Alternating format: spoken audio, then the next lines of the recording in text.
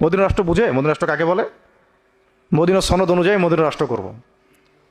ইস্তেহার এত সহজ? আদৌ জানে না যে মদিনা সনদ কি। যখন দেখা যায় যে মানুষ দিনে দিনে দাওয়াতের মধ্য দিয়ে আস্তে আস্তে মানুষ ইসলামের পথে আসছে, এখন এই মানুষগুলোর তো ভোটটা পাইতে হবে। তো ভোটটা পাইতে হলে একটা সুন্দর শব্দ দরকার, যে ভাই ঠিক আছে আমাকে দিয়ে আমি মদিনা রাষ্ট্র কায়েম করে দিব, মদিনা রাষ্ট্রের আদলে আমি রাষ্ট্র কায়েম করব। সে নিজে জানেই না মদিনা রাষ্ট্র কি। মদিনা রাষ্ট্র মানে হচ্ছে এমন একটা রাষ্ট্র যে রাষ্ট্রে মুসলমানরাও আছে, ছিল কিছু, খ্রিস্টানও ছিল কিছু, পৌত্তলিকও ছিল কিছু কিছু, কিন্তু এই রাষ্ট্রের শাসন ক্ষমতা মুসলমানদের হাতে ছিল। মুহাম্মদ সাল্লাল্লাহু আলাইহি ওয়াসাল্লামের হাতে ছিল। সাহাবায়ে কেরাম তার অনুসারী ছিলেন। এখানে পশ্চিমা কোনো তন্ত্রমন্ত্র ছিল না।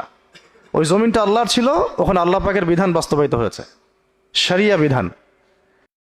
সাথে আমাদের চুক্তি ছিল, ওরা চুক্তি ভঙ্গ করেছে, এরপর ওদের সাথে যুদ্ধ হয়েছে। মদিনা রাষ্ট্র মানে এখানে সুদভিত্তিক কোনো অর্থ ব্যবস্থা থাকতে পারবে না, মুসলমানদের ক্ষেত্রে অন্তত না।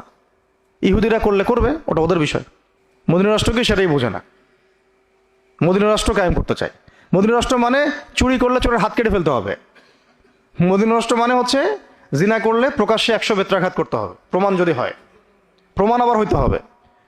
প্রমাণ না করে যদি কেউ উল্টাপাল্টা একটা ইলজাম দিয়ে দেয়, তাহলে ওদেরকে আবার 80 লাঠি মারতে হবে। মিথ্যা একটা অভিযোগ দিয়ে দিল, ওকে আবার 80 লাঠি মারতে হবে, 80 লাঠি। মদিনা রাষ্ট্র মানে হচ্ছে ব্যভিচার হইলে রজম, মদপান হইলে বেত্রাঘাত। মদিনা রাষ্ট্র মানে যে রাষ্ট্রের মধ্যে নবী সাল্লাল্লাহু আলাইহি ওয়াসাল্লামের আদর্শের বিপরীতে কেউ নতুন কোনো আদর্শের কথা বলতে পারবে না।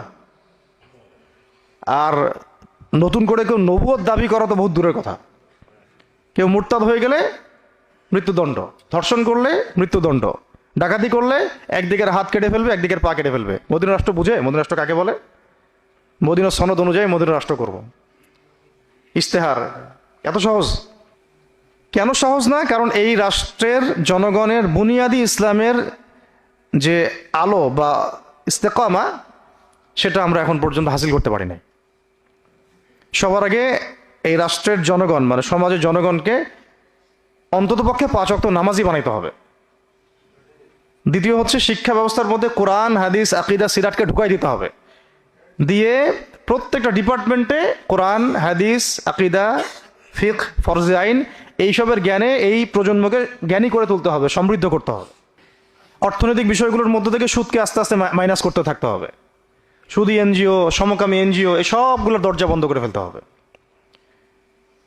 পররাষ্ট্রনীতির ক্ষেত্রে গিয়ে ইসলামের সাথে অনুকূল যে রাষ্ট্রগুলো, সেগুলোর সাথে আমাদের বন্ডিং বাড়াতে হবে। সমাজে